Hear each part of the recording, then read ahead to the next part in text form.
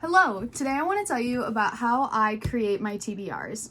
So I am a mood reader, and what I like to do is I like to be really intentional about the books that I put on my monthly TBRs.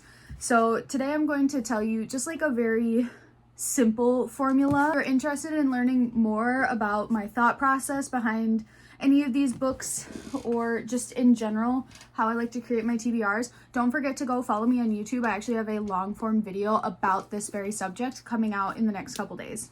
So the first thing I like to put on my TBRs are some poetry. So I have a young adult novel in verse, and then I have some selected poems by Christina Rossetti. Next, this is the Best American Short Stories of 2025. So it's either short stories or we could switch out like essays. Just something short, easy, digestible. I could read one of these a day and just eventually get through it, take my time with it, sort of thing. I always like to have at least a romance. I don't know if this one is particularly fluffy, but I like to read a little bit of romance interdispersed with all of my more heavy topics. And then we have some genre fiction. This is a thriller and this is a lit fic.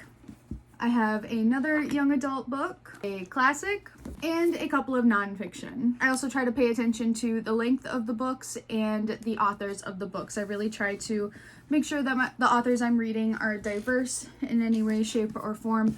And for this one in particular, I did focus on books in my personal TBR because we like to focus on books that I have. But I also, throughout the month, I'm always checking out books from the library. I listen to a lot of audiobooks. I read ebooks. So there's a ton of different ways that you can create a TBR. This is just how I like to.